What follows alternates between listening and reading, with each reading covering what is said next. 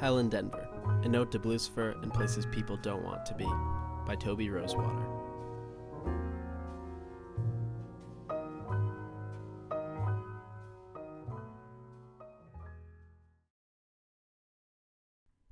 People love to hate airplane food.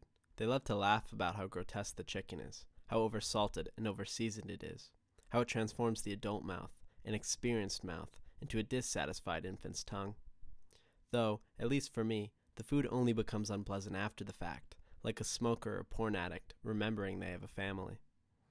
In flight, the food is enjoyable, mighty chicken going down like a savory gusher.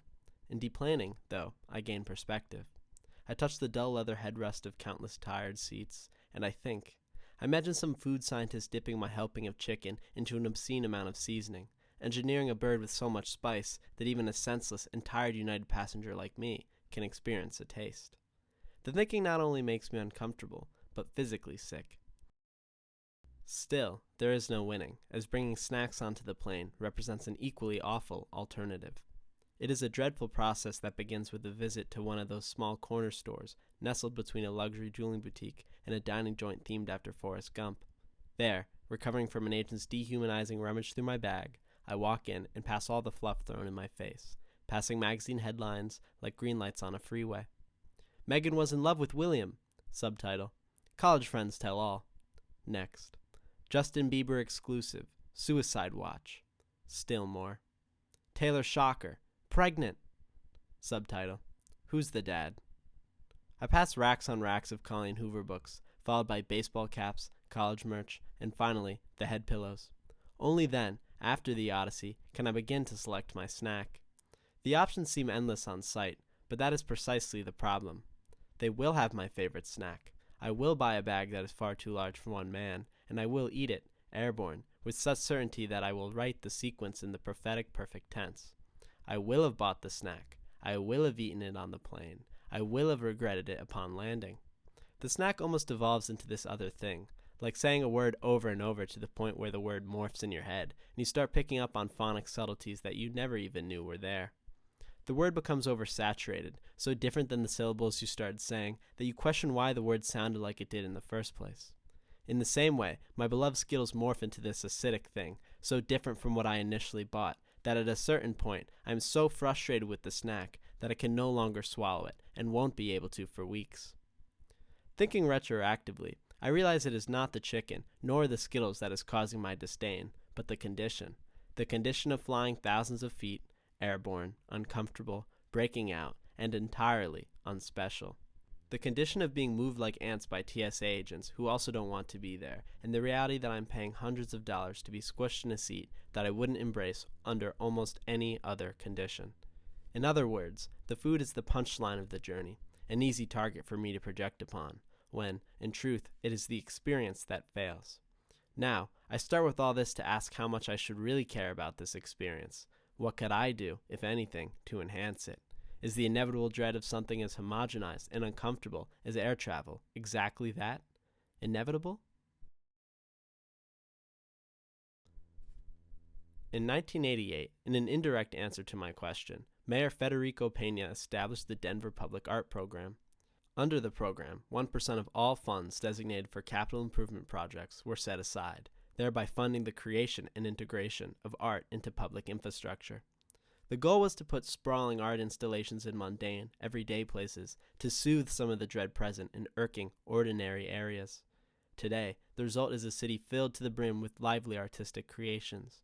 National Velvet on the Millennium Bridge at South Sheridan Boulevard, Balloon Man running at Central Park Station, and Patrick Merrill's Shadow Array at the Denver International Airport, DIA. The last is a sprawling environmental installation. Its 236 beetle-kill spruce logs drape symmetrical hills like knitted blankets, casting a long and geometrically satisfying shadow on the grass it barely rests above. The piece is put together like bent ribs, curving into a desaturated, bony rainbow. Its series of repeated, modular parts conjure evolution's core tenets of animal structure. It has polarity, a front and a back, a small log and a larger log, a right side and a left side.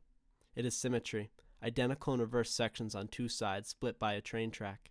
And finally, it is modularity, small, individual components that come together to form an organism more complex than its individual parts. At the same time, the piece is gentle, airy, and elegant, like the romanticized idea of flight itself. To me, it subtly evokes the elegant past of supersonic travel, reminiscent of the sleek, modern, and once unconquerable Concorde. Yet, unlike the Concorde, it is minimalist, quiet, with a commentary that barely speaks at all.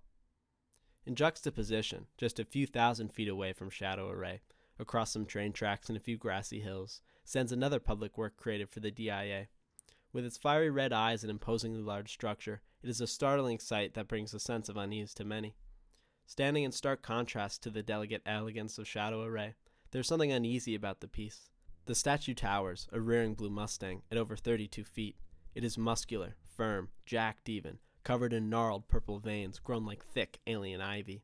Its eyes don't just appear bright, but they literally glow, taking the form of flaming red LED floodlights. The horse's mouth is not abstract, it is intimate and complex, with subtle shades of purple weaving around its pinkish tongue and off-colored horse teeth. The horse is most peculiar when viewed directly in front of its snout. At this angle, the mouth is prominent, and its eyes look off to the side. My gaze just sort of stares at the mouth alone.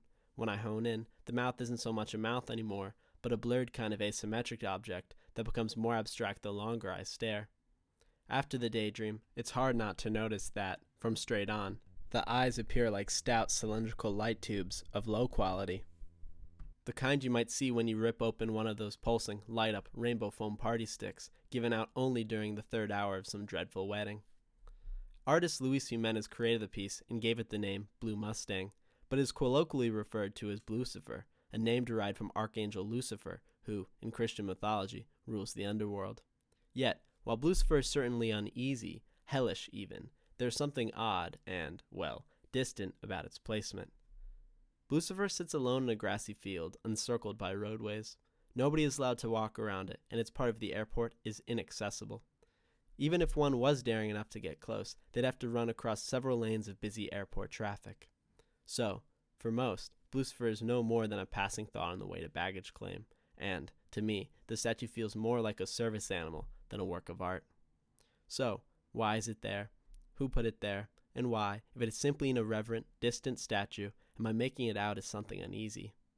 With such a strange placement, I think it's fair to assume that even the most bizarre statue would fall victim to melodrama. The juxtaposition between an airport, a grassy hill, and a blue horse should kill any wandering, eerie thoughts. Yet, it doesn't, and to understand that, we must understand its context.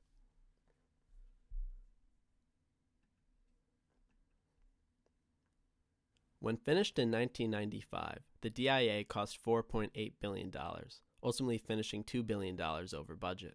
When adjusted for inflation, as of 2022, the total becomes $8.5 billion, a number larger than the GDP of 33 countries. With such a price tag, it is unsurprising that the DIA is not only the largest airport in the country, taking up over 50 square miles, but the third busiest, assisting roughly 33.8 million travelers a year. Because of this, the DIA has attracted a good deal of attention over its lifespan, particularly when it comes to its system of underground tunnels. For years, conspiracy theorists have haunted the tunnel halls. One of the largest involves alien-like reptiles, or lizard people. Theorists speculate that these reptoids dwell in the DIA, explained by unexplainable extraterrestrial drawings carved into the tunnel walls. Theorists believe the turmoil and cost of the airport's construction was purposeful, a secretive effort to hide the existence of the reptoid population and their labyrinth. Conversely, some take a more humanistic approach, suggesting that the tunnels are not, in fact, the homes of alien reptoids, but bunkers owned by the Freemasons. The Freemasons are no stranger to conspiracy theories. They are a legitimate historical fraternal organization that traces back to the 17th century. In conspiracy circles, they are known for their secretive communication methods, symbolic imagery, and traditional rituals. Some theorize that the Freemasons are behind the tunnels, creating them as a secret hideout in the event of a global catastrophe or apocalypse. As evidence of their fiction, theorists cite a time capsule marked with a Freemason compass and square that sits outside the airport. Officials installed the capsule and plaque in 1994, addressing it to the people of Colorado in 2094, all caps.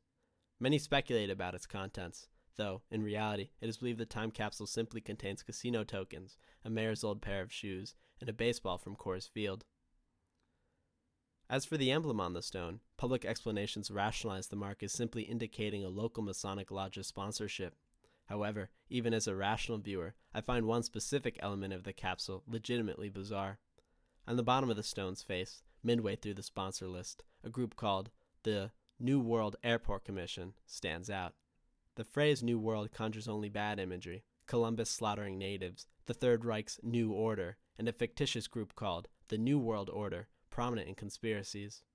The group's listing is also strange, considering the commission never existed. According to DIA officials, the title was simply given out to a group of local officials and business leaders who sponsored and organized some of the airport's art, including the stone capsule. The name, then, comes from arts advocate Charles Ansbacher, who titled the committee after Dvorak's New World Symphony.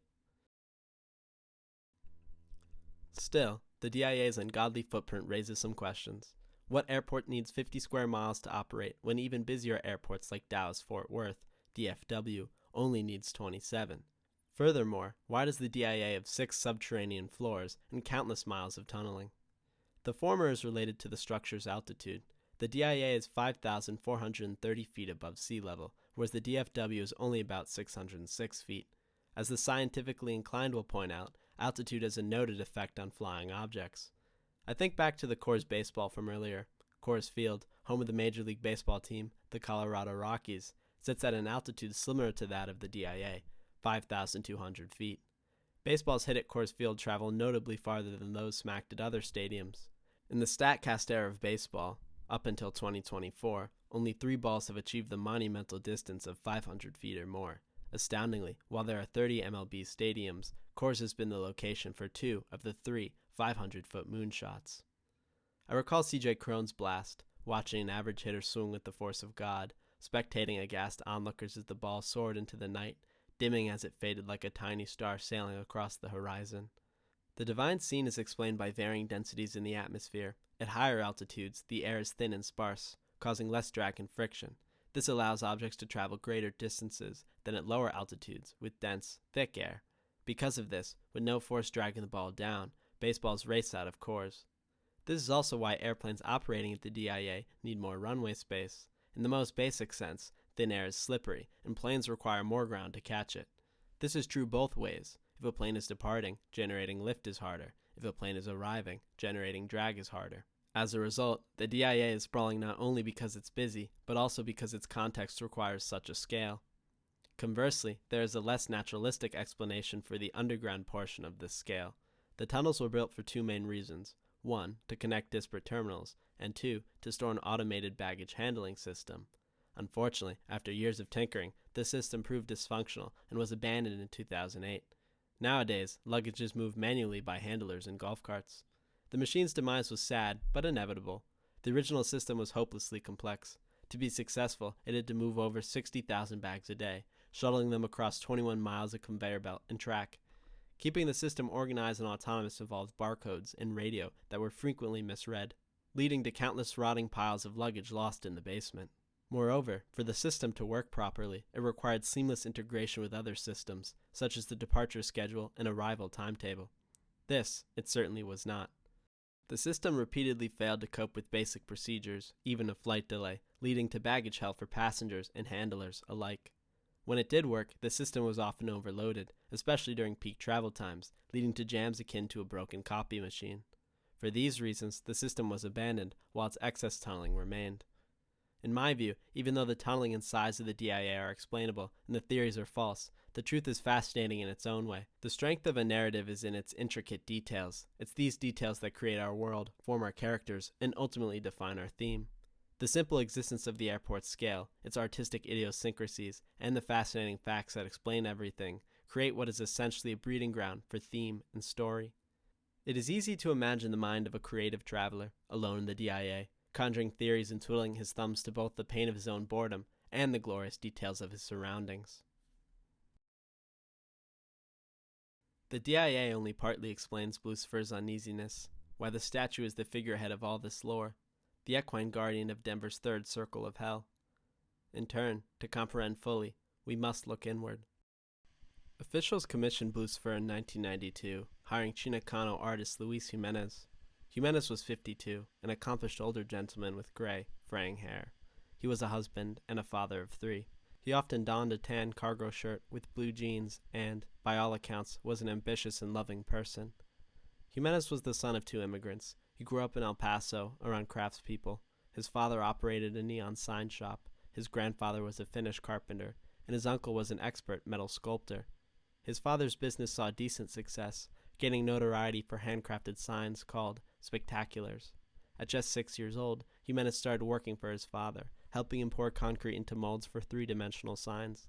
Later, he recalls how pouring signs morphed his young hands into old, weathered artifacts, exposing him to the physical process at a young age. Building on his experience, Jimenez took art classes in high school, enjoying them enough to continue drawing in college through architecture. While studying, his artistic muscle grew, and he took a serious interest in fine art and sculpting. Ultimately, Jimenez graduated from the University of Texas with a BA in art and architecture, later receiving a grant to teach and work with sculptors in Mexico. There, he rekindled his connection with his Mexican heritage. In doing this, he realized that he was not simply Mexican, but Mexican-American. He was fascinated by this distinction, and often explored it in his artwork. He did so in Blucifer, too, examining the freedom of the American West with bright colors used in Mexican art. Eventually, Jimenez moved to New York City, where he developed his bright fiberglass style. Throughout his career, his sculptures always began with a sketch, a crude representation of the envisioned final product. When happy, Jimenez molded the sketch with clay, building it over a metal armature. In doing this, he created a living, dynamic 3-dimensional image. Afterward, Jimenez poured hot glass into distinct molds, constructing a work's full-scale fiberglass pieces. Many works often consisted of multiple segments hinged together in intricate formations, with some sculptures consisting over 50 different parts. After molding, Jimenez smoothed sculptures by grinding off all seam lines. Finally, he applied a plastic finish, using an epoxy or acrylic urethane. Like any life form, these sculptures are greater than the sum of their parts. The pouring, drawing, molding, and material processes Jimenez followed are not unique, but when pieced together, they form an organism more complex, more innovative than any individual process or piece. Still, Jimenez has stirred controversy because of the gaudy, absurd, bright, and chaotic nature of his work. One story involves a piece similar to Blucifer, titled Vaquero. The piece depicts a cowboy draped in red, pointing a gun in the air aboard a bucking blue horse. It is bright, innovative, and creative. It came under fire after Smithsonian officials placed it in front of the American Art Museum. It was an interesting sight, an unconventional Technicolor creation, proudly juxtaposing the most conventional of neoclassical buildings. Many believe Vaquero embodied a stereotypical depiction of Hispanic culture, presenting a romanticized and harmful portrait for viewers to see. Others saw it as a negative portrayal of American culture, viewing the cowboy as a representation of a reckless and violent American history. Lastly, many traditionalists found it far too outlandish to showcase outside a distinguished museum. Still, Vaquero prevailed, and remains on display today. Throughout his career, Jimenez strived to stir this kind of controversy. He was steadfast in his belief that public art should be challenging. In his words, "The purpose of public art is to create a dialogue." For all these reasons, his hiring to work on a lonely sculpture in front of the DIA was particularly strange. Nonetheless, Denver contracted Jimenez and gave him a generous 5-year window to complete the largest, most ambitious work of his career.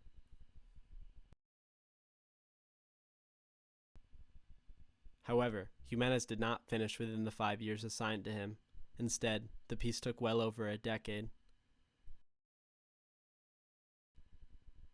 "Whatever happened to the horse?" a disgruntled Mayor Webb exclaimed in his city council meeting. 6 years in, the DIA was left empty-handed. Throughout construction, Jimenez struggled with his health. He experienced a number of setbacks, including 2 heart attacks, and surgery on his hands. As time went on, he aged and, amidst these setbacks, grew frail. One photo of Jimenez during this period shows him at work in his studio.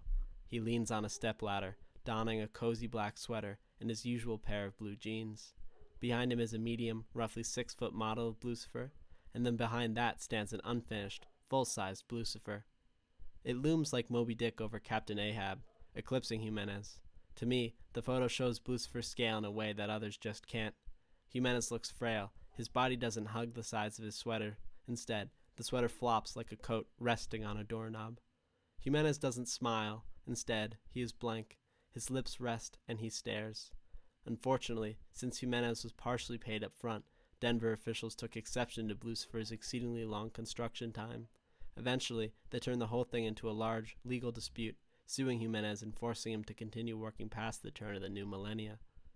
Every day, looking just like he did in the photo, Jimenez ventured into the studio, spending hours pouring, mixing, and modeling. To me, it's simultaneously heartbreaking and awe-inspiring that a man so frail could make something so spectacular.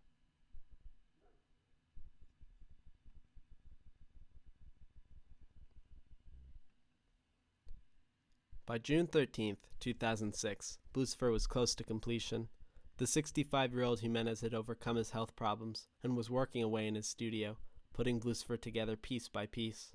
With a statue so big, his largest ever, attaching fiberglass pieces required rigging them up and hoisting them high into the air.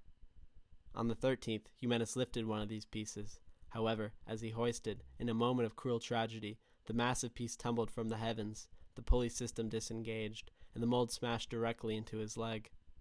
The weight and size of the piece pinned him, severing his femoral artery. There, Jimenez waited in solitude, bleeding out. Hours later, he was pronounced dead. It's a tragedy with a capital T. In the DIA, Shadow Array can be pretty, and Blucifer can be creepy, but both can never be viewed as a work of art, as something artistically worthwhile. In both life and art, position determines function. In an early embryo, genes crisscross into beautiful artistic patterns, mapping out modules for specialized tissue growth. Even before bone, muscle, and cartilage, the crisscrossing pattern shows an organism's future, mapping out its fate. In that sense, within this web, locale determines function. Similarly, in the world of aesthetics, placement dictates discussion. To illustrate this, I think of the Van Gogh Museum in Amsterdam. The gallery invites the viewer to reflect on the merits of Van Gogh's death. It gives the viewer time to ask questions, allowing them to ponder his legacy as an artist. One can reflect on the piece he painted the day he died and question whether his artistic ambition was a cause or symptom of his insanity. It is a moving tribute, a showcase that honors not only his artwork, but his humanity. In contrast, Blucifer has no patrons, only bystanders. Luis Jimenez, the father, the husband, and the artist, died making a statue, his magnum opus, for an airport, a place people avoid. In this, it must be hard to have your greatest achievement so deeply intertwined with your greatest tragedy, and it must be hard to see that tragedy told as a kind of ghost story to hordes of bored travelers. Blucifer is the figurehead of the DIA's lore, yes, but in that is the poignancy of the artwork lost. Jimenez is not around to ask these questions anymore, but Susan Jimenez, his widow and the sole trustee of his estate, certainly is. I just don't want to see the imagery overused to the point to where it's lost its meaning, but it clearly functions on a lot of different levels, so who am I to say what the hierarchy is? I have a hard time with Blucifer, but it's clearly become part of Denver. In a way, Jimenez died for a structure viewers would rather not see, let alone revere as a work of art. Instead, it is lore for an airport. In life, there are few things worth dying for, if any. Maybe your loved ones, perhaps your country, and maybe a masterwork. But an airport? Radio silence. After Jimenez's death, the community was tasked with completing Blucifer, which they did. The statue was finally erected on February 11, 2008. In all, the project was completed 13 years behind schedule and $350,000 over budget. Jimenez missed 4 deadlines and died before the statue's completion. The unveiling was bittersweet for family and friends. Imagine JFK Jr. attending the grand unveiling of Oswald's rifle, except it's a spectacular piece of modern art. As Susan Jimenez put it was almost like going to the dentist for a root canal. We had to be there. His daughter, Eliza, encouraged people to associate the tragedy with the artwork. Like when you drive your car, shouldn't you think about how much gas you're using? When you go get your dry cleaning, shouldn't you think about how it's destroying the environment? In this particular case, when you look at the horse, you should think about the man who sacrificed his life to make it. In death, Jimenez joined the infamous list of creators killed by their own inventions. There's Stockton Rush, an inventor who ignored concerns regarding the safety of his commercial submersible, specifically a flaw in its incongruous carbon fiber and steel hull.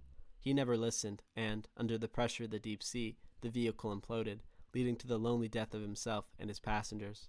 There's also Franz Reichelt, who perished after jumping from the Eiffel Tower while testing his homemade parachute. Even today, over 100 years after the incident, Reichelt's big leap is preserved on film. In it, you can see Reichelt, his thin sheet, his hesitation, and the tragedy. Nonetheless, as I've seen it, the list isn't compiled to point out the tragedy in death, but the morbid absurdity. After all, plenty of comedy can be derived from hubris, arrogance, and stupidity. That said, I think we should resist the urge to laugh at all these inventors, especially Jimenez. There's something valiant, more valiant than absurd, in the making of his last piece. For 10 years, Jimenez put all his work, his time, and his energy into an area we all fail to recognize, discuss, and see beauty. For me, it reinforces art's purpose, to enhance life in the hearts and minds of the people who need it, to remind a soul that they are human, even in disconnected, apathetic situations. Still, I wonder if Jimenez wanted to be revered. I doubt it. Reverence, artistic intention, and viewer enjoyment are not inherently dissonant concepts, but they can fall into a hierarchy. Perhaps it's not only okay to sacrifice reverence and intention for an onlooker's passing enjoyment of a work, but borderline essential.